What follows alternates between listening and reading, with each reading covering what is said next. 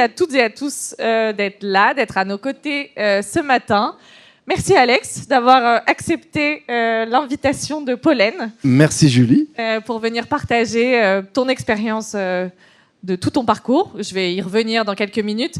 Peut-être en quelques mots, l'idée de ces Master Sessions qu'on organise avec toute l'équipe, c'est de proposer trimestriellement la vision d'un ou d'une grand leader qui va revenir sur son parcours, sur ses expériences, sur son cœur d'expertise pour partager ce qu'il ou elle en a appris, retenu et comment ça peut inspirer d'autres talents à l'action, à se dire ok, il a fait ça comme ça, je vais l'essayer dans mon entreprise, ça va me faire gagner du temps, ça va me faire accélérer, ou il ou elle a fait telle erreur. Je vais essayer de ne pas me prendre les pieds dans le tapis à mon tour. Et en fait, c'est vraiment le cœur de la mission de Pollen. C'est se dire aujourd'hui, on est dans un monde où les compétences ont une durée de vie très courte, maximum 12 mois. Et donc, les compétences, elles s'inventent sur le terrain. Et donc, c'est pour ça que nous, notre vision de la formation, c'est de dire la meilleure manière d'apprendre, c'est d'apprendre de professionnels en poste. C'est d'apprendre d'experts qui sont sur le terrain, qui vont pouvoir partager leur méthodologie, leur savoir-faire, leur secret sauce. On va identifier ces experts et on les accompagne pour devenir formateurs.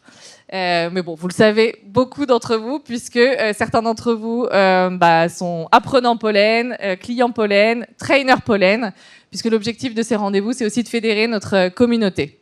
Donc sans plus attendre, Alex, et avant de te questionner pour essayer de retirer un maximum de ton expérience, je voulais revenir un petit peu sur ton parcours. Donc, Alex, tu es un entrepreneur franco-américain. Tu as un parcours essentiellement aux US. Et avant tout, tu as cofondé 2 boîtes. On te connaît aujourd'hui parce que tu as beaucoup été chez Salesforce. Mais avant ça, tu as cofondé 2 boîtes. D'abord, Business Object, un éditeur de logiciels de business intelligence. C'est simplement la première boîte française à être cotée au Nasdaq en 1994. Puis ensuite, tu ne t'es pas arrêté là. Tu t'es pas dit, bon, ça y est, j'ai fait une première success story, c'est bon, je m'arrête. Tu en as monté une deuxième logiciel, éditeur de logiciels pour centre d'appel qui s'appelle Instranet et que tu as revendu à Salesforce en 2008. Je crois que d'ailleurs, tu as une jolie petite anecdote sur ta revente et ta rencontre avec Marc Benioff que tu nous partageras tout à l'heure. Et donc après cet exit, tu as rejoint Salesforce où tu y as passé plus de 16 ans, 18 ans, je crois, 16 ans. Tu as d'abord dirigé le produit. Tu as fait passer cette entreprise d'une boîte monoproduit à la boîte multiproduit qu'on connaît aujourd'hui. À l'époque, pour vous donner un peu des ordres de grandeur, la boîte, je ne peux pas encore dire qu'elle était petite parce qu'elle faisait quand même 800 millions de chiffre d'affaires, mais quand même par rapport aux 38 milliards qu'elle fait aujourd'hui, ça n'a rien à voir. Donc tu as vécu la transformation incroyable et le scale, comme beaucoup d'entre nous peuvent en rêver ici, d'une entreprise comme Salesforce qui fait aujourd'hui 38 milliards, c'est concrètement le chiffre d'affaires de L'Oréal qui existe depuis plus de 100 ans. Donc voilà un petit peu la trajectoire de Salesforce. Tu as dirigé le produit, puis ensuite tu as dirigé ce qu'on appelle les ventes stratégiques, donc les ventes au compte clé, donc le passage de Salesforce vers le upmarket.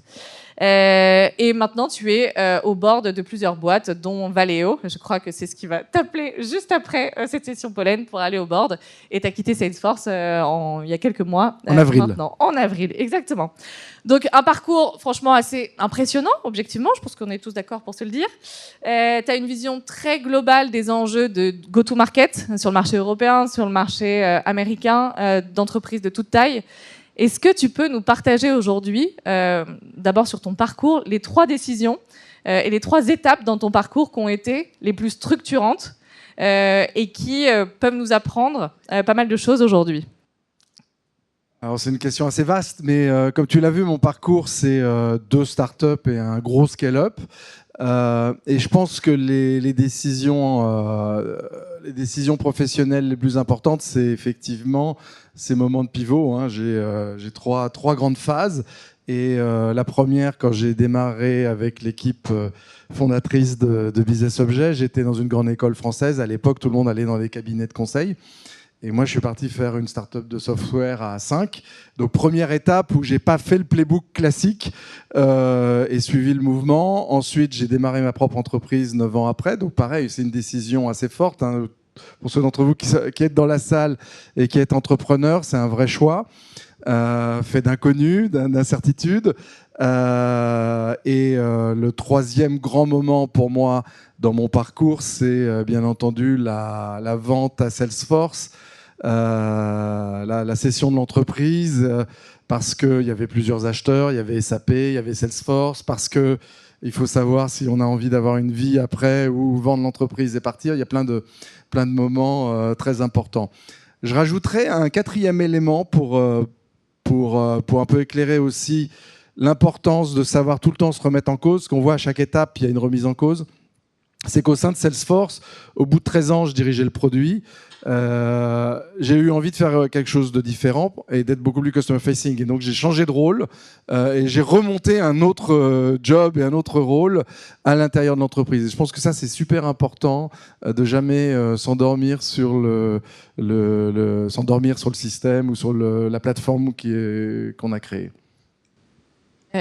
Quand tu as revendu Instranet à Salesforce, c'était, tu me l'as partagé la semaine dernière, c'était au cours d'une rencontre très brève avec Marc Benioff. Est-ce que tu peux nous raconter un petit peu comment ça s'est passé? Et plus globalement, en fait, Marc Benioff, c'est un des patrons les plus emblématiques de la Silicon Valley. Tu as travaillé à ses côtés, tu as été son bras droit pendant 15 ans.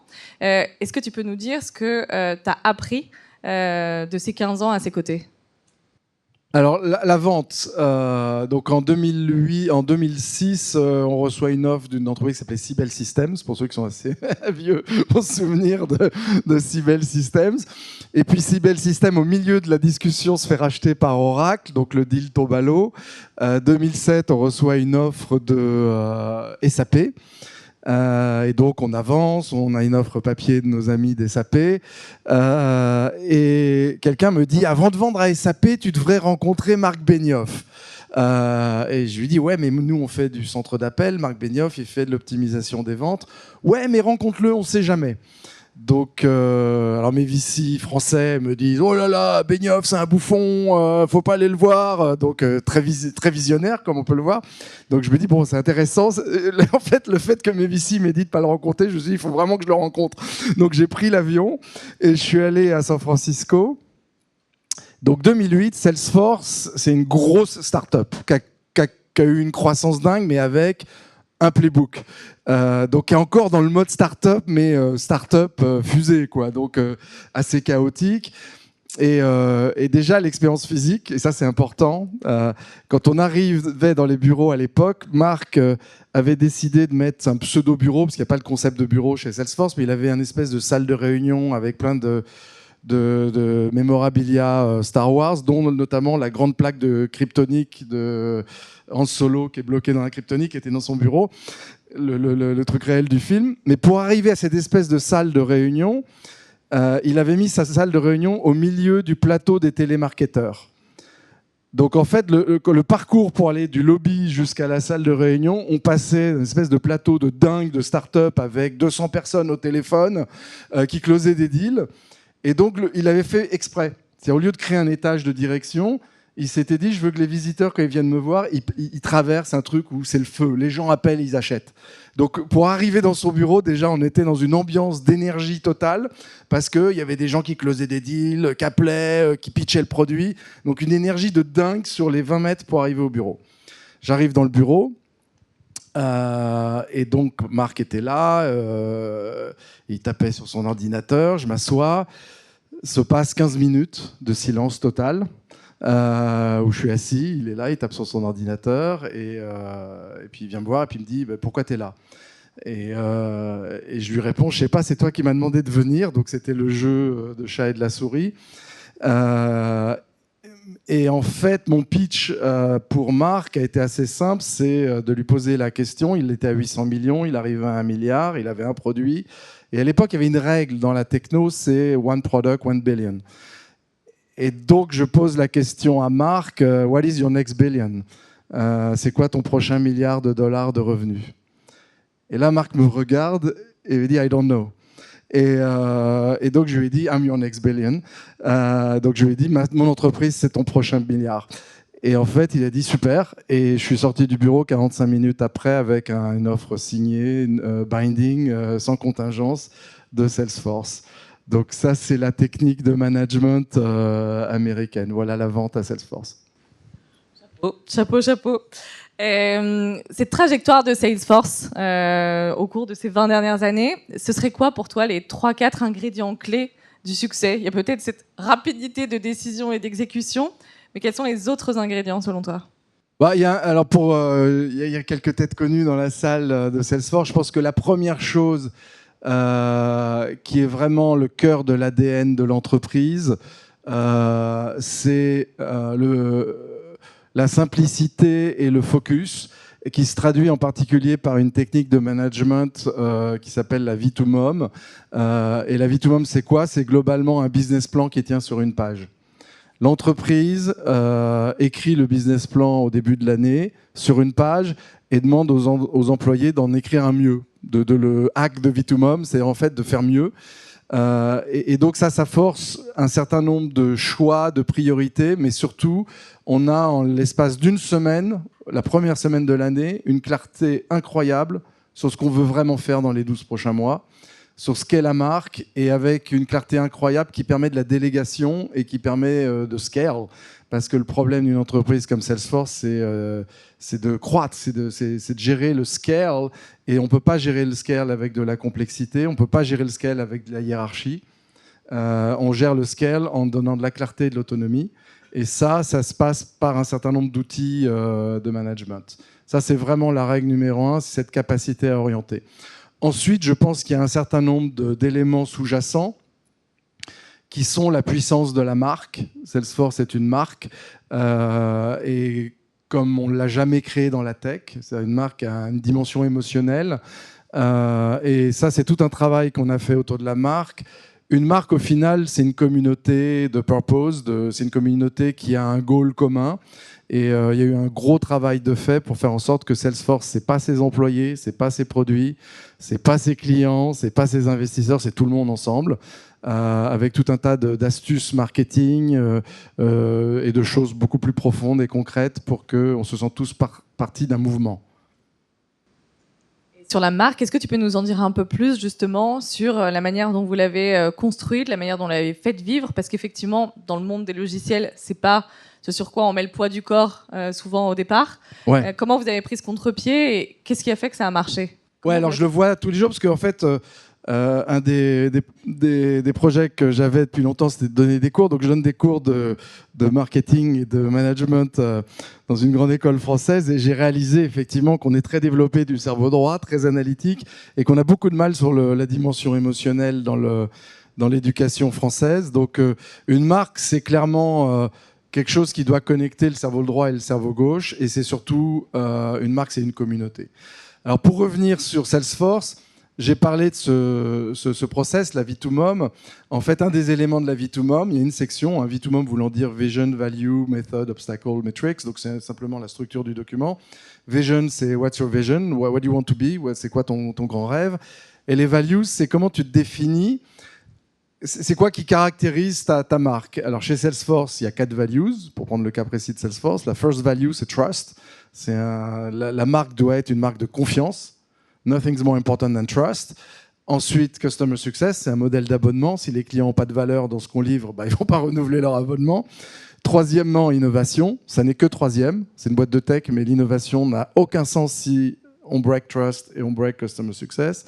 Et le troisième, c'est equality, diversity, où ça évolue en termes de temps, mais c'est vraiment le rôle social de l'entreprise et acteur économique. Trust étant la première value, on s'est toujours posé la question comment on va transformer ça en marketing. C'est compliqué.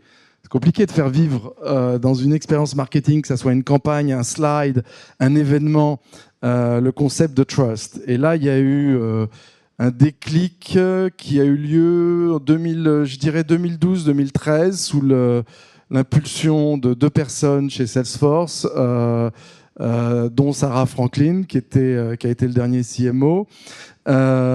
Et cette impulsion, c'est-à-dire, c'est quoi le circle of trust dans notre vie? C'est la famille. Et la famille, qu'est-ce qu'on fait en famille? On part en vacances. Et donc, en fait, le visuel de tous les événements Salesforce est devenu un visuel de parc national. On va faire du camping ensemble avec les clients, en fait. Quand vous allez à un événement Salesforce, vous avez l'impression que vous allez faire du camping. Et en fait, on a créé tout ce visuel, cette expérience de marque autour d'un voyage, d'une exploration ensemble d'une frontière inconnue. On va construire quelque chose ensemble. Et donc là, on a commencé, et ça s'est amplifié. Et ça s'est amplifié parce que nos clients ont pris le mouvement. Nos clients ont commencé à s'appeler entre eux les Trailblazers. Avec, vous avez dû voir, si vous venez à un événement Salesforce, les gens ont ce hoodie où il y a écrit Trailblazer, donc explorateur, défricheur. Et à tel point que c'est plus gros que Salesforce. Et je me souviens d'un Dreamforce où, en 2014-15, j'étais avec Marc, puis on va arriver. Dreamforce, c'est 90 000 personnes qui se pointent au Moscone Center. Et j'étais avec Marc, on était en train de préparer le keynote, et on voit cette marée humaine de gens avec ce hoodie Trailblazer. Et on se dit, waouh, Salesforce, c'est plus nous, c'est eux. Et donc, en fait, notre marketing, c'est d'alimenter ce mouvement. Le marketing, c'est plus about us, c'est about them. Et ça a été vraiment important. Et vous voyez, le travail de marque est né du travail de valeur du business plan. Les deux sont connectés. On ne peut pas faire une marque qui ne reflète pas l'ADN profond de l'entreprise. Merci beaucoup. On vous partagera juste après quelques templates de ce qu'est une V2MOM pour que vous voyez un petit peu à quoi ça ressemble et comment vous pouvez la mettre en œuvre. Tu as par exemple aidé beaucoup d'entreprises à la déployer, des grandes boîtes du CAC, mais aussi ton petit groupe fétiche Metallica. Donc vraiment, ça s'applique à tous les types d'organisations pour aligner vos enjeux et aligner toute l'entreprise autour de la mission et pour dérouler le plan d'action derrière. Je crois que la V2MOM, c'est vraiment la sauce secrète de management de Salesforce. Alors, c'est une méthodologie, donc on peut se dire oh, boring, yet another methodology. Mais en fait, c'est pas la méthodologie qui compte, c'est le travail humain qui est fait pour construire ce document, la collaboration et comment on l'utilise. En fait, c'est ça qui est vraiment fondamental. Et effectivement, tu as fait référence au fait que je l'ai utilisé avec des clients, c'est-à-dire que pendant 13 ans, j'ai géré le produit. Donc là, j'ai vraiment fait du product marketing. Mais les 3 dernières années, j'étais en charge de la stratégie Salesforce. Alors la stratégie chez Salesforce, c'est assez simple. C'est de faire les plus gros deals possibles. C'est la stratégie. Donc, chez Salesforce, on est très, très clair. What's your strategy? I'm going to close big deals. Yeah. What do you need? Donc, that's the strategy. Et en fait, l'objectif pour moi, c'était de changer de job et de faire quelque chose qui était plus à l'extérieur parce que le produit, c'est très inward facing. Et dans cette démarche, j'ai dit à Marc, donne-moi tout ton carnet d'adresses de CEO, je vais les voir et j'essaye de leur vendre quelque chose. Et en fait, je me suis vite... Après en avoir rencontré une 50aine de CEO, j'ai dit à Marc, ces 20-là, ils passeront pas l'année, et ces 30-là, ils y arriveront. Et en fait, j'étais assez bon à détecter les CEO qui allaient se faire virer dans les 12 mois. Et on s'est rendu compte avec Marc qu'il leur manquait cette clarté. C'est-à-dire que la première chose que tu fais quand tu vas voir un CEO, c'est tu lis le rapport annuel. Tu te dis qu'est-ce qu'il raconte. Et tu avais des rapports annuels comme ça où globalement ils allaient tout faire. Donc globalement ils allaient rien faire. Et donc je me suis dit ils ont besoin d'une V2MOM et j'ai commencé à utiliser cet outil. Alors évidemment de manière assez subtile. Tu rencontres quelqu'un, tu lui poses des questions. What's your vision? What matters to you? Tu vas t'écris et tu rédiges une page et tu lui donnes à la fin du meeting. Tu dis voilà ce que je pense est votre business. Et en fait cette V2MOM était devenue un outil de clarté pour les CEO que je rencontrais. Qui crée ce lien de confiance pour aller au next level et avoir une vision commune et faire quelque chose ensemble.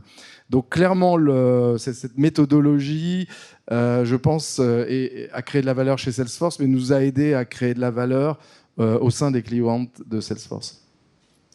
Merci Alex. Sur la partie go-to-market, donc on l'a dit, tu es un expert du sujet, tu as fait passer Salesforce d'une boîte monoproduit à une boîte multiproduit, et vous avez été nombreux dans la salle à nous partager cette problématique. J'ai monté ma boîte, j'ai aujourd'hui un produit, comment est-ce que je gère cette diversification? Comment est-ce que je sais que je dois lancer un nouveau produit? Et comment est-ce que, en diversifiant mon portefeuille, j'arrive à préserver la cohérence de ma marque? Donc comment tu as fait? Est-ce que tu avais un framework, une boussole, des principes qui te guidaient là-dedans? On a notamment des questions sur le sujet. Si vous voulez, après, n'hésitez pas d'ailleurs à réagir. Mais on avait des questions de Datadome, de Welcome to the Jungle et aussi de la Mutuelle Générale sur ce sujet. Donc, je me fais le porte-voix des questions qu'on a reçues ces derniers jours. Mais les sessions Pollen, c'est des sessions avant tout participatives, interactives, etc. Donc, franchement, vous pouvez nous couper tout au long de l'échange. Et à la fin, il y aura aussi un temps d'échange. Alors le passage monoproduit multiproduit, c'est ce qui à mon sens est le plus compliqué. parce que ça touche à la marque, ça touche à la distribution, donc ça peut être un choc assez compliqué. Et surtout que la première, donc quand je suis arrivé chez Salesforce, je vais vous raconter l'histoire concrète chez Salesforce. Donc Salesforce vendait le Sales Cloud, la gestion des ventes. À l'époque, ça s'appelait pas le Sales Cloud, ça s'appelait Salesforce. Et donc j'arrive et j'ai un appli de Customer Service. Salesforce vendait une appli de vente parce que les vendeurs sont des gens mobiles qui ne sont pas au bureau. Et donc, un outil cloud, c'était assez pratique parce que la caractéristique d'une force de vente, c'est que c'est distribué géographiquement. Un call center, c'était à l'époque une prémisse avec un système téléphonique dans la salle du fond. Donc, pourquoi acheter un système cloud ? L'argument du cloud pour un call center en 2008 était assez limité. Et en fait, il fallait donc monter un narratif qui fasse que le core value de l'entreprise, il ne fallait pas créer quelque chose de différent de Salesforce. Salesforce, c'est le cloud. Et donc, il fallait trouver, pour ce produit et ce nouveau marché, le lien pour que notre avantage compétitif sur les ventes, les forces de vente, soit un avantage compétitif sur le customer service. Et là, j'ai eu un coup de bol parce que j'étais dans un meeting technique et il y avait le chief architect, Steve Fisher, qui est un type incroyable, mais un geek total, et qui montre à toute une salle qu'il avait fait des API. Et pour illustrer ces API, il avait fait un web service. Et pour illustrer son web service, il avait fait une interface à Twitter je vous repositionne 2008. Hein, Twitter, c'était vraiment tout petit. Donc il dit, ouais, de Twitter, je peux communiquer avec mes web services. Et puis tout le monde s'en va de la salle en disant c'est complètement nul son truc. Bon, et Steve était complètement excité. Et moi je lui dis ça y est, c'est le pitch. Et donc je suis allé voir Steve et je lui ai dit Steve, Marc m'a demandé de lancer le Customer Service dans 3 mois. La démo qu'on va faire, c'est un client qui se plaint sur Twitter et on crée un ticket. Et Steve m'a dit de toute façon tu vas te faire virer dans 3 mois au lancement parce que généralement quand les gens faisaient un lancement produit ça se passait pas bien. Il me dit, tu seras peut-être plus là dans 3 mois, mais je vais t'aider parce que je t'aime bien. Donc avec Steve, j'ai travaillé. Et en fait, le message qu'on a créé, c'est vos clients sont dans le cloud, ils sont dans Twitter, ils sont sur votre site web, ils sont sur votre site e-commerce, et votre call center est on-premise. Comment vous connectez les deux ? Et en fait, ça, c'était le message de rupture qui rendait le cloud relevant pour le customer service. Donc ça, c'est très important de créer... Je raconte cette histoire parce que ce qu'il faut, c'est que la force principale de l'entreprise s'applique aux nouveaux produits qu'on lance, de manière à ce que tu change the game. La combinaison des deux devient plus 1 égale 3. C'est-à-dire que ton customer service ne peut plus fonctionner sans le cloud maintenant. Tes clients sont dans le cloud. Tes agents doivent aller dans le cloud, ils sont sur Twitter. Est-ce que tu es connecté à Twitter ? Évidemment, Sibel, on-premise, ne se connectait pas à Twitter, ça ne marchait pas. Donc, ça a été le lancement de Service Cloud, qui a été le produit le plus successful de toute l'histoire de Salesforce, parce qu'aujourd'hui, c'est un tiers du revenu. Et ensuite, il a fallu continuer sur cette lancée, 1 produit, 2 produits, 3 produits, et commencer à créer une vision où le portefeuille de produits avait une congruence, avait une logique, avait un lien commun. Et c'est de là qu'est né un visuel chez Salesforce, qui est, pour tous les gens qui ont travaillé chez Salesforce connaissent bien, qu'on appelle The Clock, l'horloge. Parce qu'en fait, c'est un truc rond. Au milieu, il y a la base de données client. Et autour, il y a les dials, donc les heures de l'horloge, c'est les produits. Donc il y a Sales, Service, Marketing, Commerce, Plateforme. Donc il y a tous les noms des produits. Et le nom des produits a été conçu comme quand tu vas sur un site e-commerce. Quand tu vas sur un site e-commerce, il y a homme, femme, enfant, promo. Et en fait, le nom, les onglets, c'est le nom des acheteurs. Là, on a fait la même chose. Le nom du produit, c'est le nom de l'acheteur. Sales, who buys sales? Well, VP Sales. Service, who buys service? Well, the VP Service. Et en fait, ce travail de simplification était important parce que d'abord, il faut te représenter comme tu veux que le marché te voit. Donc ça, c'est la première chose. Donc quand je suis VP Sales, je vais sur le site Salesforce. Ah bah, ils ont un truc pour les sales. Qu'est-ce que c'est ? Mais aussi, et ça, c'est l'autre exercice qui est en fait le plus important dans une entreprise qui devient multiproduit, c'est que n'importe quel vendeur peut vendre n'importe quel produit. Parce que la première question que Marc m'a demandé quand j'ai démarré Service Cloud, c'est « Do you need your own Salesforce » ? As-tu besoin de ta force de vente ? Et ça, c'était the kiss of death. C'était le truc qu'il fallait surtout pas dire oui. que beaucoup de gens disent oui, je veux ma propre Salesforce, que je veux construire mon petit monde, je veux être la start-up dans la start-up. En fait, c'est l'erreur fondamentale. Parce que moi, quand je suis arrivé chez Salesforce, il devait y avoir peut-être 2000, 3000 vendeurs. J'en aurais eu 50. Je préfère essayer d'en avoir sur les 2000 une centaine qui vendent mon produit que d'essayer de recruter et former mes 50. Donc, le but numéro 1 quand vous arrivez avec un deuxième produit, c'est d'essayer de faire en sorte que votre canal existant, votre channel existant puisse le vendre. Donc, il fallait en fait que le marketing produit soit absorbable de la manière la plus simple possible par vos commerciaux qui connaissaient rien au customer service, qui vendaient que du sales. Et donc, le packaging produit doit être compréhensible par un vendeur. Et ça, c'est l'autre, the other side, l'autre aspect de l'exercice marketing, c'est que le marketing doit être facile à digérer par n'importe qui, en fait. Il faut n'importe quelle personne puisse vendre le produit. Et donc, il faut toujours regarder son offre de l'extérieur et pas de l'intérieur. Comment tu fais ça concrètement? Tu évoquais un principe un peu directeur chez toi, c'est une slide, enfin une offre, une slide. Toute l'offre doit tenir en une slide. Ouais, alors ça c'est un truc qui m'a surpris, comme je disais, comme je me suis mis à donner des cours, et un des cours que je donne, c'est pitcher votre business en 3 slides, parce qu'à chaque fois que je voyais des entrepreneurs, ils m'envoyaient leur deck, le short pitch de 40 slides, donc heureusement qu'ils m'avaient pas envoyé le long pitch, je caricature, mais en fait... less is more en marketing, c'est-à-dire qu'il faut vraiment se forcer à raconter l'histoire en très très peu de contenu, et donc en particulier sur l'offre produit, puisque là on est sur un sujet d'offre produit. Les Américains ont un mot pour le slide de l'offre produit qui s'appelle le marketecture, le marketing architecture, où vous êtes censé représenter en cette slide tout ce que vous vendez.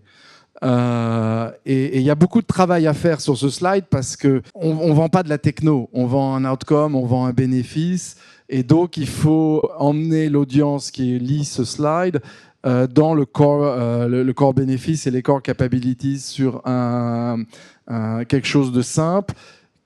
Et j'ai fait référence par exemple à Salesforce sur le fait que notre marketecture ressemblait à une montre.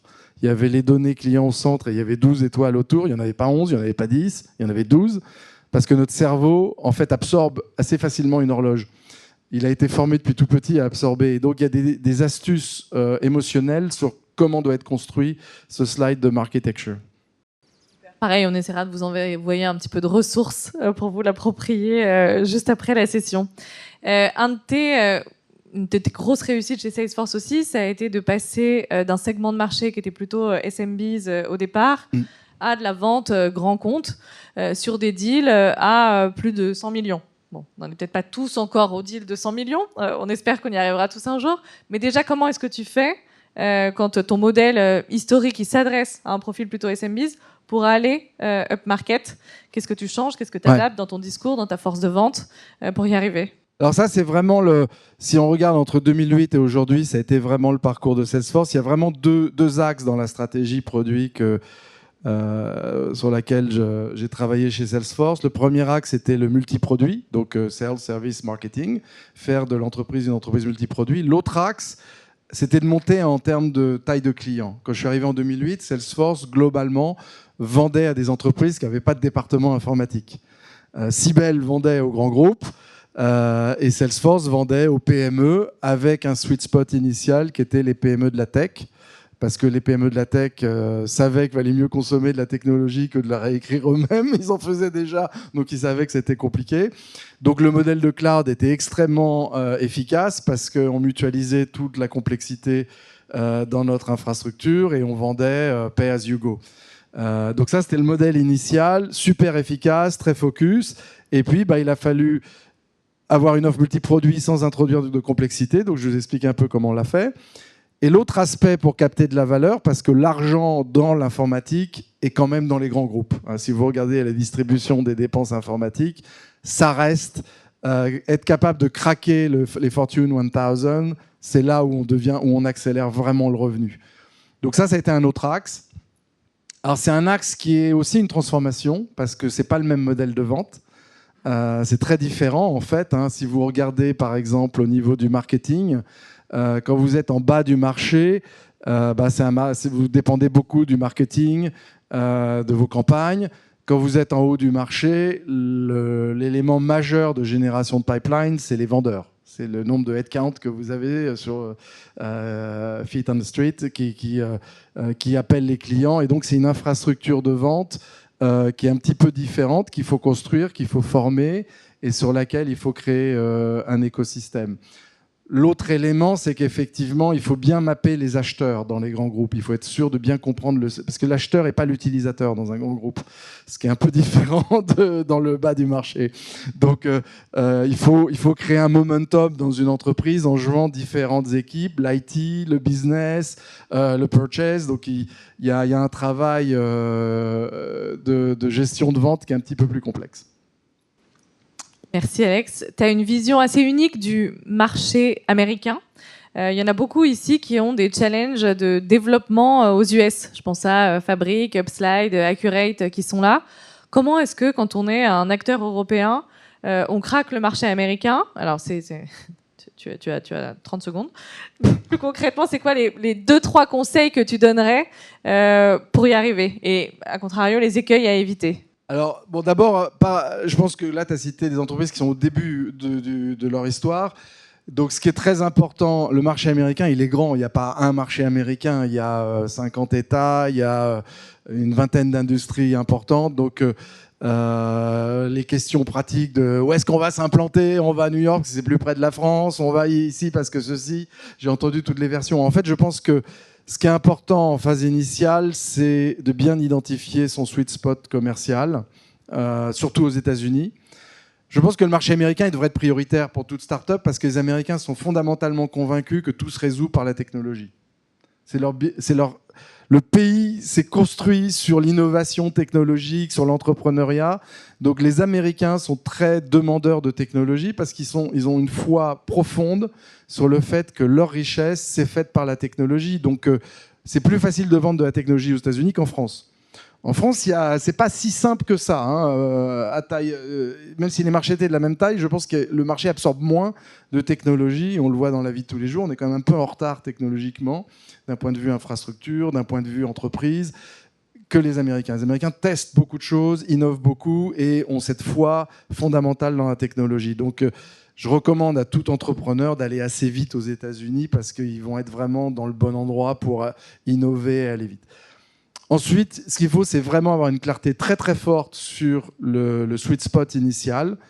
Souvent, c'est une industrie, un vertical. C'est-à-dire, est-ce que je suis bon dans la finance? Est-ce que je suis bon dans la tech? Qui sont mes clients initiaux? Mes 200 premiers clients, ils ressemblent à quoi? Et ça drive où est-ce qu'on va s'installer aux États-Unis. Effectivement, si on est une fintech et qu'on veut faire de la finance, vaut mieux être sur la côte est à New York. Si on veut faire de la tech, vaut mieux être en Californie. Ensuite, c'est assez distribué. L'assurance, le manufacturing. Après, on choisit où on va pour être près des acheteurs. Le deuxième élément où les Français souvent ont une petite différence, c'est la complexité. On a une culture de complexité. On aime bien, on valorise la complexité dans le système éducatif parce que notre système éducatif nous apprend à appréhender des systèmes complexes et à pouvoir en parler. Les Américains, leur force, c'est de simplifier tout et donc d'être capable de packager leurs produits pour qu'on se dise « Waouh, c'est ça dont j'ai besoin ». C'est tellement simple, n'importe qui comprend ce que fait le produit. Et donc, je pense que le niveau de packaging du produit est une vraie question pour toute start-up. C'est est-ce que mon produit est suffisamment simplifié et packagé pour être absorbable par le marché? Ou est-ce je peux vendre qu'à 3 personnes qui sont super pointues dans mon domaine, qui vont pouvoir utiliser mes API pour construire lui-même son système final? Tu vois, il y a une approche importante. Donc, constamment se mettre en question, et surtout dans les phases initiales, avec les premiers clients, est-ce que j'ai une opportunité de simplifier l'absorption de mon produit par le marché en le packageant un peu plus, en le rendant plus simple, en le rendant plus absorbable, plus facile à installer, peut-être vendable à quelqu'un qui n'est pas aussi technique et plus haut dans l'organisation. Donc ça, c'est vraiment un travail de réflexion important. Et ça va s'accélérer avec les AI, parce qu'aujourd'hui, les AI, faut être franc, ce qui se vend aujourd'hui en AI, ça s'adresse quand même à des gens assez pointus. 90% des managers qui ont des budgets dans les entreprises comprennent rien de ce que vendent les boîtes d'AI. Donc, il y a une couche de packaging qui manque encore. Et c'est normal, hein, on est à la phase. C'est ça qui fait que c'est excitant d'être dans la technologie aujourd'hui, parce qu'il y a une vague technologique, il y a une rupture fondamentale, les cartes sont redistribuées, il faut y aller, mais il faut se poser la question du packaging. Très clair, merci. Bon, c'est souvent quelque chose qui revient dans nos événements pollen, la simplicité, y compris pour nous d'ailleurs. Je pense que c'est un des conseils que nous partage à chaque fois. Tu parles beaucoup des US. C'est quoi là, tu es rentré en France il y a 6 mois, mais tu as toujours gardé un lien avec la France. C'est quoi ta vision de l'écosystème tech français, européen? C'est quoi les challenges à venir et quels sont les conseils que tu donnerais aux entrepreneurs que tu rencontres ici? Alors c'est une question difficile, parce que j'étais entrepreneur des deux côtés. Clairement, si on regarde derrière, le track record n'est pas super bon. On peut s'auto-féliciter, mais la France a loupé pas mal de vagues technologiques assez importantes. Le cloud a été complètement loupé par l'Europe en général, hein, j'irais même au-delà de la France. Et donc, on peut se poser les questions, pourquoi ? Qu'est-ce qui fait qu'on n'a pas réussi ? Je pense qu'il y a clairement des gros challenges. Je pense qu'il y a le potentiel humain d'un point de vue technologique, il y a le système éducatif, il y a clairement un manque de capital. On a des bons talents. C'est une des Alors, on a une partie des talents. On a une partie des talents. Je pense qu'on a les talents technologiques, ça c'est indiscutable. Donc on a le savoir-faire, il y a les talents d'innovation, la partie innovation, la partie cerveau droit analytique, elle est là. Les talents marketing, quand vous êtes dans la vallée, je sais, j'ai quelques collègues californiens qui sont dans la salle, c'est quand même, il y a un savoir-faire depuis 40 ans dans la tech, en particulier sur le marketing, le go-to-market, qui est embryonnaire en France, qui s'est développé, hein, faut pas être négatif, mais qui est embryonnaire, parce qu'on n'a pas eu les scale-up, le nombre de scale-up qu'ont eu les Américains. Donc, tu prends Salesforce, plein de gens, la plupart de mes amis de Salesforce sont tous dans d'autres boîtes que Salesforce. J'ai plus d'amis de Salesforce qui ne sont pas chez Salesforce que chez Salesforce. Donc, ça SM, voilà, merci, c'est le mot que je cherchais. Ça SM énormément. Donc, et les cursus, quand je vais dans puisque un de mes projets, quand je suis rentré, c'était de donner des cours, les cursus dans les écoles sont très segmentés. Aux États-Unis, il y a ce concept de major and minor dans les universités. Donc, vous faites un major en intelligence artificielle et vous pouvez prendre un minor en peinture, en psychologie, en ce que vous voulez. Donc, on force les gens à se compléter cerveau gauche, cerveau droit. Ici, on est dans une école d'ingénieurs, le track management, c'est un peu bon. Et puis on va dans une école de commerce, c'est très finance, mais le marketing c'est un peu bon, c'est un peu on the side. Et donc ça crée des compétences qui sont un peu monochromes, si tu veux. Je pense que la force de la Californie, c'est ses compétences, et c'est la force d'un Marc Benioff, c'est d'être multifacette en termes de talent, parce que c'est cette complexité. Après, il y a le côté multifacette des origines, de la diversité grâce à l'immigration. Il y a plein de choses qui font que c'est beaucoup plus riche d'un point de vue intellectuel et business. Ça, c'est une réalité.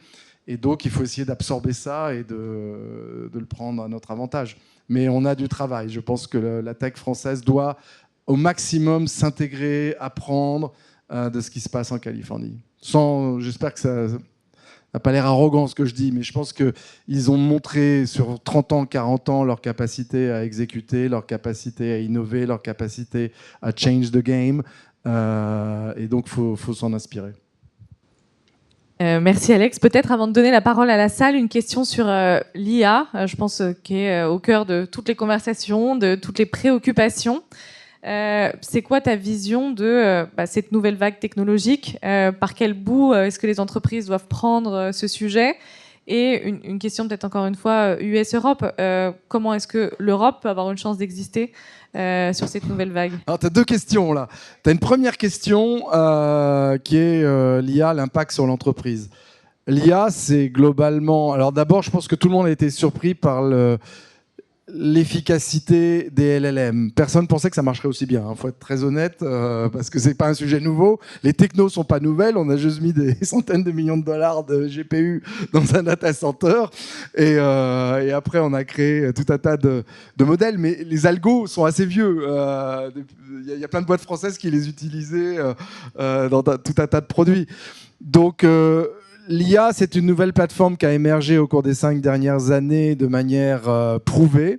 Et je pense que c'est une transformation assez profonde des plateformes de computing. C'est-à-dire que si on regarde le monde dans lequel... moi, j'ai commencé dans le client-serveur. Il y avait un mainframe et puis il y avait un PC. Et soudainement, on pouvait faire communiquer le PC, ça c'était Business Object, avec le mainframe.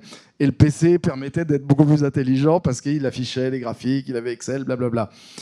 Ensuite, Salesforce est arrivé et a dit « Vous allez consommer les applications d'entreprise comme Amazon. Vous allez vous loguer avec votre username password et vous pouvez faire votre travail. Vous n'avez rien à installer, vous n'avez pas d'ordinateur, vous payez par mois. » La vision de marque. Enterprise application will be like Amazon. C'était le business plan de Salesforce en 99.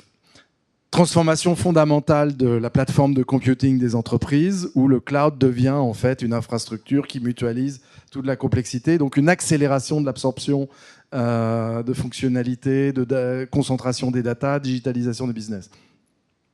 Ce qui est en train de se passer, c'est que l'ancien modèle du cloud repose sur une architecture donnée, business process et interface utilisateur, qui peut être une app mobile, qui peut être une page web, peu importe.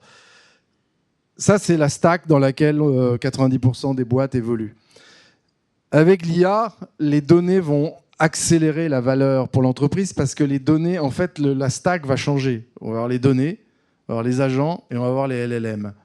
Donc, les agents vont, en fait, le business process va devenir statistique. C'est-à-dire qu'on va demander, en fait, à l'IA de faire le process, que ça soit gérer un pipeline. Tu prends le core business de Salesforce. Aujourd'hui, il y a des gens qui s'appellent Sales Ops, qui managent le pipeline, qui décident les dead no decision, qui décident des stages, qui décident quel deal va dans quelle campagne. Là, on va demander à des agents. Il y aura l'agent dead deal qui est là, qui travaille. En fait, l'agent dead deal, il n'existe pas. C'est un algo qui apprend en permanence pour optimiser ton business. Il y aura l'agent campagne. Je caricature. Et puis, tu communiqueras avec ces agents via un LLM. Tu diras comment je peux générer tel truc, qu'est-ce que je dois faire à tel endroit. Et le système va commencer à prendre des décisions pour toi. Le workflow va être remplacé par les agents. Donc, c'est un changement de métaphore assez forte pour les entreprises. Je pense qu'il va y avoir une vraie accélération pour les entreprises qui vont être capables d'utiliser ces infrastructures de compute. Mais par contre, les technos derrière n'ont rien à voir. C'est-à-dire que pour ceux d'entre vous qui êtes dans ce domaine, vous savez que ce n'est pas le même monde. C'est une rupture fondamentale du modèle informatique, des technologies, des savoir-faire. Donc il y a une vraie révolution. On n'est qu'au tout début. Les produits sont très peu packagés. Encore, on revient au même modèle. Aujourd'hui, l'IA n'est pas très monétisée. Elle est impressionnante, mais elle n'est pas encore très monétisée. Personne ne gagne vraiment beaucoup d'argent encore avec l'IA parce que je pense que ça va se packager. On est au tout début du process. Et donc, pour les entreprises, il va émerger des vendeurs applicatifs IA pour les entreprises. Ta deuxième question, je l'ai sur l'Europe. Alors, sur l'Europe... On a déjà un peu le problème de l'Europe, c'est que pour l'IA, c'est assez simple. Il faut des données, il faut du compute massif dans des clouds à base de GPU principalement, parce que c'est des problèmes massivement parallèles. Et il faut de l'énergie. Et quand je regarde les trois, on n'a pas vraiment d'entreprise qui génère beaucoup, qui capte ou qui manipule beaucoup de données. L'IA, aujourd'hui, ceux qui sont les mieux placés en IA, c'est Meta, c'est Microsoft, c'est Google, parce qu'ils peuvent traîner des algorithmes avec des volumes de données de dingue. Ensuite, au niveau d'infrastructure, que ce soit les puces ou l'infrastructure qui fait tourner ces puces, les data centers, là, pareil, on a loupé de manière quand même assez dramatique le cloud en Europe. On n'a pas su s'unir. Et ensuite, l'énergie, on est quand même aussi un désavantage, en particulier en France, où l'énergie est 2 à 3 fois plus chère qu'aux États-Unis. Donc, ce qui nous sauve, c'est qu'il y a des gens comme Mario Draghi qui écrivent un rapport et qui qui sont très clairs sur ce sujet. C'est-à-dire que s'il n'y a pas une volonté au niveau européen d'investir massivement dans l'innovation, les 800 000... les talents dont on parlait. Et s'appuyer sur les talents parce qu'il faut reconstruire toute une infrastructure qui n'est pas là. Et je ne veux pas être négatif. Je pense qu'il faut être assez lucide de ce qui se passe. C'est pas un problème de savoir-faire, c'est un problème de focus. Moyens et d'investissement. Ouais, et de décision, est-ce qu'on va le faire ou pas? Aujourd'hui, on ne le fait pas. Donc, ça n'arrive pas. Les Américains ont la chance, eux, de déléguer ces décisions quelque part aux entreprises. Ici, c'est très géré par les gouvernements en Europe, beaucoup plus qu'aux États-Unis.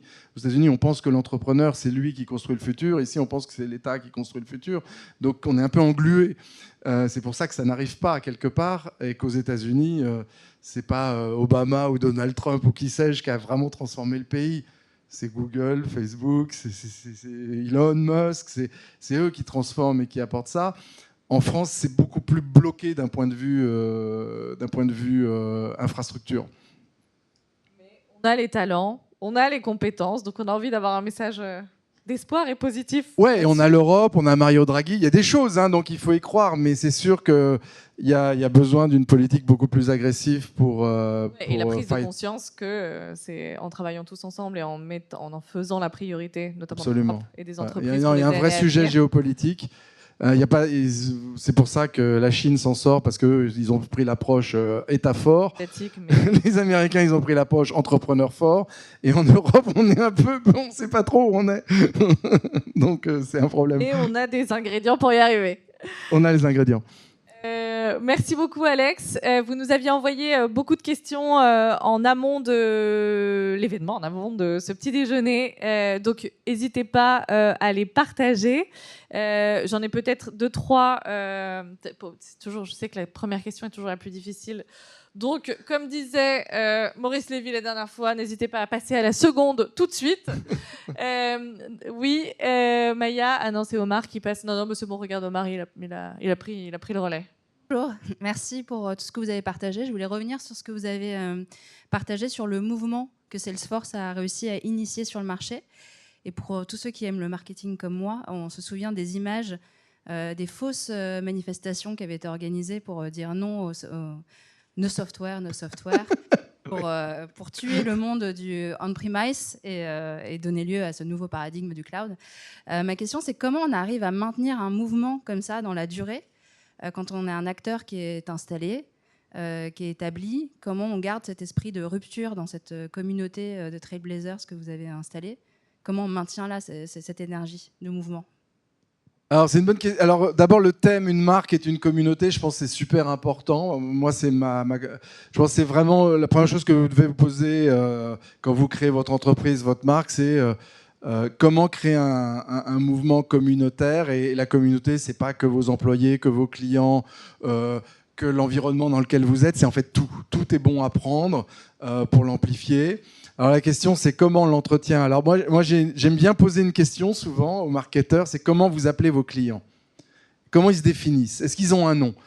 Taylor Swift, elle a les Swifties. Ouais, c'est l'actrice qui a vendu le plus de billets parce que c'est un vrai mouvement, les Swifties. Quand on avait travaillé avec le Adidas en 2017, Adidas basculait du indirect. Adidas était jusqu'en 2015 100% indirect. Ils ne vendaient pas de chaussures en direct de Adidas. Il fallait aller dans un magasin acheter une paire de Adidas. Et en fait, ils sont venus nous voir, ils ont dit à Salesforce, on voudrait vendre direct to consumer. Et aujourd'hui, ils vendent plus de 30% direct to consumer. Donc on partait de zéro. Et donc on s'est dit, c'est la manière de créer un mouvement Adidas, puisqu'on va connecter dans les réseaux sociaux. Et donc on s'était posé la question de donner un nom à la communauté. Alors, ils avaient fait tout un travail de marque, d'ailleurs. Après, ça touche au travail de Vitumum et des valeurs d'entreprise. C'est quoi les valeurs d'Adidas?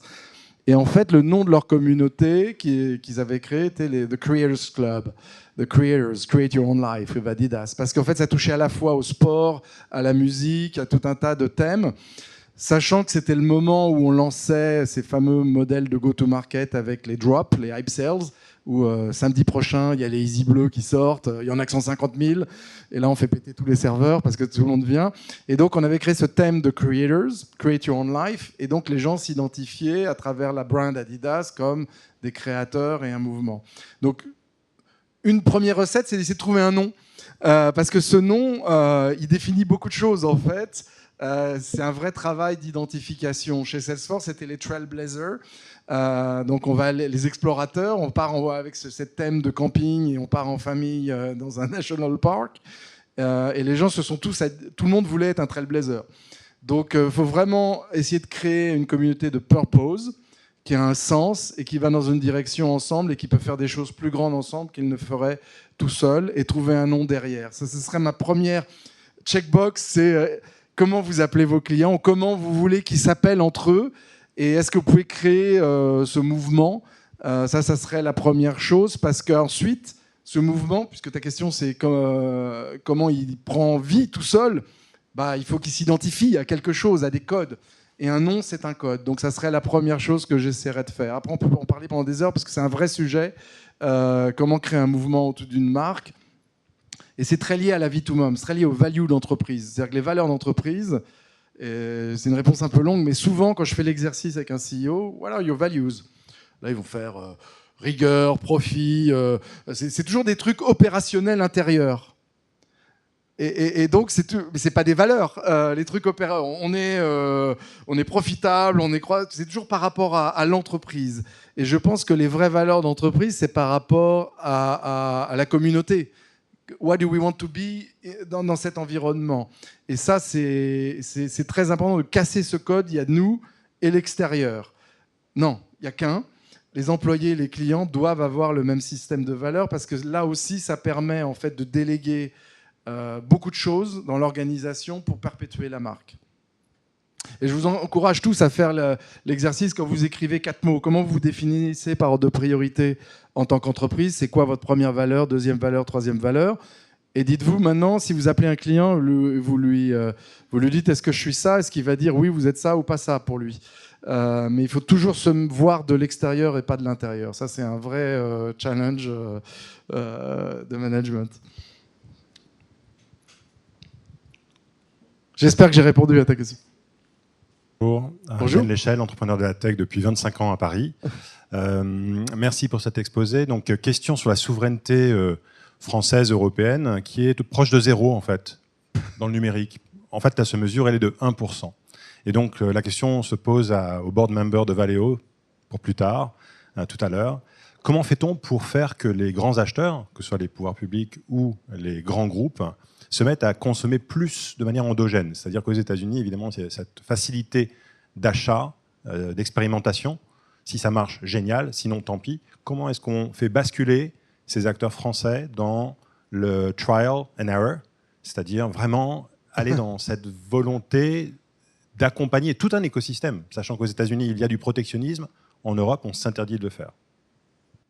Alors, il y a plusieurs questions, mais il y a une question assez fondamentale dans culturel, et qui est, je pense, un des blocages culturels français que je découvre en rentrant. C'est sûr que l'appétence à la technologie... moi, j'ai entendu plusieurs fois dans des grands groupes français l'expression « il est urgent de ne pas se presser ». C'est-à-dire... cette inquiétude de se planter, cette résistance à l'innovation, parce qu'on n'a pas effectivement... Alors je pense qu'il y a un côté assez figé dans et je pense que c'est aussi lié à notre système éducatif, notre passé. On est très hiérarchique dans notre tête en France. Une boîte comme Salesforce, la hiérarchie, ça n'existe pas. C'est vraiment complètement fluide. Et ça change au gré ça change tous les 6 mois, quoi. Il y a par exemple quelque chose de très précis. Je réponds indirectement à ta question, hein. Chez Salesforce, il y a un concept qui s'appelle Open Market. Donc, dans tout le tech and product, donc toute l'organisation produit, 20 000 personnes, il y a une release qui sort tous les 4 mois. Et tous les 4 mois, tout le monde peut changer de groupe. Mais on choisit son boss. C'est-à-dire que s'il y a un projet qui est plus sympa, je peux aller, moi, me demander au boss du projet plus sympa de me prendre. Et votre boss ne peut pas vous retenir. Il n'y a pas d'hierarchie. En fait, les patrons chez Salesforce sont des micro-entrepreneurs. C'est à eux de recruter les talents. On peut aller prendre les talents chez quelqu'un d'autre. Il n'y a aucun problème. Les talents sont libres d'aller pour le boss qu'ils veulent. Il n'y a pas d'hierarchie. En France, on est beaucoup plus figé dans ce modèle de construction hiérarchique où l'objectif, c'est d'avoir le job au-dessus. Chez Salesforce, l'objectif, c'est de faire du business et de créer de la valeur pour les clients, parce que c'est comme ça qu'on fait du business, c'est de l'abonnement. Donc, la configuration change tout le temps. Il n'y a pas rien n'est établi. C'est toujours du beginner's mind. On est toujours en phase on se remet en cause en permanence.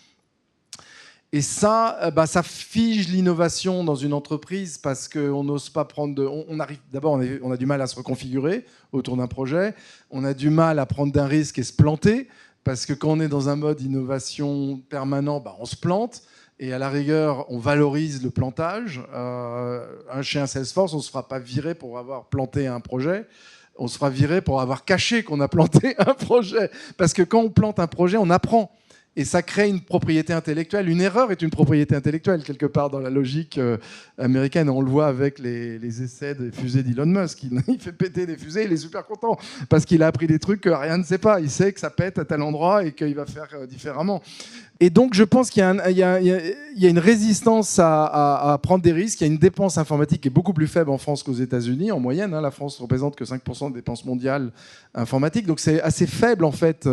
On dépense 2 fois moins que les Anglais, à GDP équivalent. Donc, on a clairement une résistance, en particulier dans les grands groupes, qui, je pense, sont un peu figés dans leur modèle managérial et culturel, qui est un peu un aspect culturel français, là, pour le coup. Je pense qu'il y a un peu Au final, c'est la culture. Au final, ce qui fait la puissance économique d'une entreprise, c'est la culture. C'est ça que j'essaye de dire. Et en France, on a besoin quelque part d'un reboot culturel pour entrer dans l'ère dans laquelle nous rentrons, qui va s'accélérer avec l'IA. Et on l'a vu, là, il y a une plateforme. Alors pour vous, c'est génial. Pour tous ceux qui sont entrepreneurs aujourd'hui, quand les cartes sont redistribuées, qu'il y a de nouvelles technologies qui arrivent, une nouvelle plateforme technologique qui arrive, on est à l'aube d'une nouvelle vague d'innovation de dingue. Est-ce que les grands groupes français vont les absorber aussi vite que les grands groupes américains? Probablement pas, parce qu'ils sont figés culturellement. Peut-être qu'ils se réveilleront, j'en sais rien. Mais pour des entreprises à votre échelle, je pense qu'il n'y a jamais eu un meilleur moment d'être dans la technologie, mais ça va être compliqué, ça va bouger, il va falloir trouver du capital, il va falloir bien packager, enfin, il y a plein de choses à faire, mais c'est fantastique. Il n'y a jamais eu, sur mes 35 ans de tech, j'ai jamais vu un mouvement aussi fondamental de transformation digitale. J'espère que j'ai répondu à ta question, c'était une longue réponse, mais... C'était tout un écosystème, en fait. Les grands groupes, culturellement, ont leur logique française. Et je les voyais. Moi, c'était marrant parce qu'il y avait Tech Tour quand tu es en Californie. Et j'étais le français du groupe. Tu as les CEO qui débarquent avec leur staff de management. Tu as dû peut-être participer à des Tech Tours. Et tu voyais les Français, quoi. C'était très différent des Tech Tours américains, quoi. C'était vraiment très, très différent. Petite question, avec ce magnifique parcours, qu'est-ce qui vous a fait rentrer en France et quels sont vos nouveaux projets, vos nouveaux rêves? Comment comptez-vous contribuer justement peut-être à cette ouverture des Français à plus de technologie et plus d'innovation? Et enfin, comment est-ce que vous voyez l'arrivée d'Elon Musk au gouvernement? Wow, voilà, il y a beaucoup de questions. Là, je ne sais pas si en 2 minutes je vais répondre, mais à titre personnel, la raison pour laquelle je suis entré en France, c'est que d'abord, mes enfants étaient partis à la fac, donc on est ce qu'on appelle aux États-Unis des empty nesters, c'est-à-dire que ma femme et moi, on s'est retrouvés avec une maison vide après nos enfants ont grandi aux États-Unis. Et ma femme avait un projet en France et je lui ai dit c'est à ton tour de faire ton projet et live your dream. Donc en fait je suis revenu pour l'aider. Elle a un projet agricole, donc elle a créé une entreprise agricole il y a 4 ans. Elle fait du thé et donc c'était son tour de vivre son projet. Donc j'étais là pour l'aider. Et puis on avait la France nous manquait au bout d'un certain temps aux États-Unis. Il y a des aspects culturels, émotionnels qui nous manquait. Donc on a pris la décision de rentrer en France, qui était vraiment un choix de famille. Et ensuite la question Elon Musk. Je sais pas, ce qui se passe est tellement dingue pour être très très très clair. Ce pays, la beauté de ce pays, c'est son côté dingue et énergie. Rien n'est jamais établi aux États-Unis. Mais au final, le truc avance.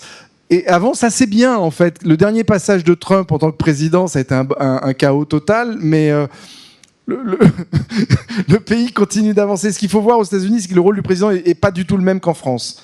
le pouvoir régional est beaucoup plus important. Quand vous vivez en Californie et quand vous votez, la plupart des lois, des choses qui vous impactent tous les jours sont votées au niveau local, sont quasiment du comté, de la ville.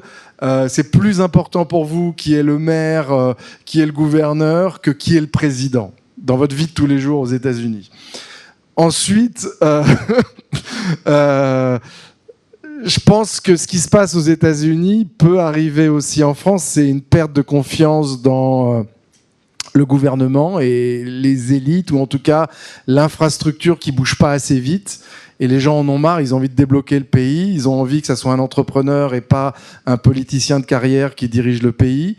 Parce que Trump, globalement, il est pro-business, c'est pour ça qu'il élise. Le mec est dingue, personne n'est d'accord avec lui, mais il est pro-business. Il va nous laisser travailler, gagner de l'argent, et c'est ça que disent les Américains. Et je dis pas que je suis pour ou contre, hein, je vous explique ce qui se passe.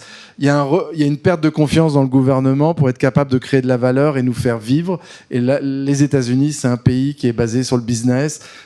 La richesse, le social est financé par le business, par les entreprises, par les donations. Et on pense que l'État n'y arrive plus et que l'État est mal géré. On pourrait appliquer un calque sur la France et se poser la question, est-ce que ce mouvement peut arriver ? J'en sais rien, mais je pense qu'il est en train de se passer, c'est de dire on va mettre des entrepreneurs qui sont très efficaces. Elon Musk, il est très efficace parce que sa meilleure phrase, en tout cas pour moi, qui est une phrase qu'il faut tous retenir, c'est quand il construit une voiture ou qu'il construit une fusée, il dit toujours à ses ingénieurs « The best part is no part ». La meilleure pièce à mettre dans la voiture, c'est pas de pièce. C'est-à-dire, si on peut simplifier une Tesla, c'est 3 fois moins de pièces qu'une BMW, un modèle équivalent. 3 fois moins de pièces dans la voiture. Les moteurs qu'il a dans ses fusées sont ultra simplifiés. Et donc, c'est une culture de la simplification à l'extrême. On revient au même thème que dans le marketing. Ça, c'est culturel américain. Si tu veux scaler et conquérir le pays, tu fais simple. Ford, quand il a fait la Ford T, il a dit, vous pouvez choisir la couleur que vous voulez du moment que c'est noir. Parce qu'on fera que des voitures noires, point barre. C'est comme ça qu'on va vendre des voitures. Et ça, c'est la force de ce pays, c'est de penser simple et scalable. Et là, en ce moment, comme beaucoup de pays développés, ils sont dans une complexité administrative parfois qui freine le business et ils veulent débloquer ça. Donc, c'est le message. Après, qu'est-ce qu'il fera ? Est-ce que c'est la bonne personne ? Je ne peux pas juger. Là, je ne suis pas à ce niveau, mais il faut comprendre le mouvement. Le mouvement, c'est une manière de rejeter l'infrastructure qui, quelque part, ralentit le potentiel du pays. Mais je pense qu'on peut se poser les questions en Europe, sauf qu'en Europe, on pense que c'est l'État qui doit résoudre le problème et pas les entrepreneurs. Donc, on est dans des schémas plus populistes. Mais on a le même mouvement de perte de confiance et de ralentissement de la création de valeur par la complexité administrative. Là, moi, c'est un des aspects qui m'a surpris en rentrant en France, c'est le niveau de complexité de tout, quoi. Donc voilà. Je ne sais pas si j'ai répondu à la question, mais globalement, on remet des business guys en charge parce qu'on pense qu'ils vont simplifier le pays. Et quelque part, c'est super intéressant ce qui va se passer, hein. Je pense que pour nous, c'est super intéressant de voir... c'est un peu le mouvement qu'il y a eu avec Bernard Tapie, quelque part. À une époque, il y a eu Bernard Tapie qui a dit je vais créer ce vibe business et création de valeur, entrepreneuriat. Et il a eu un parcours assez étonnant, d'ailleurs. Je pense que c'est un peu ce qui est en train de se passer. C'est qu'on a envie de mettre des gens qui sont des entrepreneurs et pas des politiciens ou des fonctionnaires de carrière. Merci beaucoup, Alex. Une dernière question éventuellement, mais rapide. Voilà. Priorité aux femmes. Bonjour, Joséphine, investisseur chez Eurazeo. Tu parlais du passage du monoproduit au multiproduit et tu disais qu'il fallait que la force principale de l'entreprise s'appuie sur le nouveau produit qui était lancé, ce qui, dans le cas Salesforce, était assez clair, mais j'imagine a posteriori. Dans le cas, nous, des sociétés du portefeuille, l'est peut-être un peu moins. Comment tu fais, en fait, si c'est pas le cas ? Alors, est-ce que ça peut marcher, quoi ? Il faut, en fait, alors déjà quand tu introduis un produit quand tu introduis un nouveau produit dans une entreprise, c'est toujours très important de trouver un narratif de rupture. Il faut trouver une logique comme quoi ce nouveau produit dans ce nouveau contexte, c'est une disruption. Jusqu'à maintenant, vous pensiez comme ça, mais quand on apporte ça dans cet état, l'histoire du customer service, jusqu'à maintenant, pour vous, le call center, c'était un building au sous-sol avec un système de téléphonie. Maintenant, c'est le cloud. C'est une rupture. Tu vois, tu relances ton produit avec un nouveau narratif. C'est l'opportunité. Faut toujours valoriser un lancement produit, c'est super important. C'est peut-être les choses les plus importantes parce que c'est là où tu peux passer un message de rupture, d'innovation. Et donc, je pense qu'il faut faire toujours le travail quand tu t'achètes une entreprise, tu la mets dans un contexte. C'est l'opportunité d'avoir un message de rupture parce que l'être humain, il adore les ruptures. Il adore des choses qu'il n'avait pas vues qui sont nouvelles. Alors que de dire, on va consolider, ça c'est chiant. Mais par contre, si tu dis, attendez, jusqu'à maintenant on pensait que c'était comme ça, maintenant on amène ça, ça change tout. Là, on se dit, mais quoi ? Et on faut mettre le cerveau de tes clients en mode entrepreneur, tu vois. Et donc, je pense qu'il faut toujours essayer de trouver le narratif de rupture. C'est ça le message que j'essaye de dire, c'est que tu apportes un produit B dans une plateforme A. En quoi A plus B, c'est une rupture ? En quoi ça disrupte tout ce que tu pensais jusqu'à maintenant ? Et c'est ça ton core message. Dans l'histoire de Service Cloud, après Sales Cloud, et après on l'a fait sur d'autres produits. Après, quand on a pris Marketing Cloud, c'est qu'on rentrait dans le B2C de manière beaucoup plus directe. C'est to change the game avec ces deux produits. C'est quelque chose de rupture. C'est pas de l'optimisation. Même si ça l'est, c'est pas grave. Il faut trouver le message de rupture. Il faut créer l'énergie. Il faut que ton cerveau émotionnel soit là. Waouh, c'est dingue. Ça, c'est super important. C'est vraiment important de tout le temps. Produit B, ça doit être une disruption. Même si c'est un enrichissement du produit A. Mais il faut se dire, toujours se pousser le concept de rupture. Excuse-moi. Un peu long dans mes réponses. Merci beaucoup, Alex. Je vous laisserai poser des questions. Alex, il est encore avec nous 5-10 minutes avant de filer chez Valeo. Je retiens qu'il n'y a jamais eu de moment aussi excitant que maintenant pour bosser dans la tech, qu'il y a des opportunités incroyables devant nous, qu'on a une partie des compétences, les compétences peut-être les plus rationnelles d'ingénierie, qu'il faut qu'on se challenge, nous tous en tant que Français, sur les enjeux liés à la simplification. Mais c'est marrant, même en construisant cette interview et en pitchant Pollen à Alex, il y avait toujours des questions sur, mais justement, c'est comment vous appelez votre communauté, comment vous créez votre communauté, mais c'est quoi ton offre? Donc vraiment la simplification comme ligne directrice pour se développer en Europe et a fortiori pour se développer aux US. Et continuer, nous c'est un sujet qui nous tient en plus particulièrement à cœur chez Pollen, mais de renforcer les compétences qui sont finalement très américaines, de comment on raconte des histoires, comment on crée de l'émotion, comment est-ce qu'on embarque, et comment est-ce qu'on est toujours tourné vers l'externe et pas que vers l'interne. Comment est-ce qu'à chaque fois qu'on prend une décision, produit, managériale, etc., on place le client et tous les stakeholders au cœur de toutes les décisions, et ce sera ça la boussole. Donc merci beaucoup, c'était génial que tu sois rentré en France. On a besoin de talents aussi comme toi. Merci d'essaimer ce que tu as appris aux US. Et merci à tous d'avoir été là. Oui, Stacy, tu as raison, tu me fais signe. Vous avez tous un petit clin d'œil à notre nom Pollen, vous l'aurez compris, qui est le principe d'essaimer de machin. Ah oui, alors celui-là, c'est pour toi, Alex. Et vous pouvez tous repartir avec un petit pot de miel pour vos petits déjeuners dans les semaines à venir. Merci à tous. Merci Julie, merci à tous.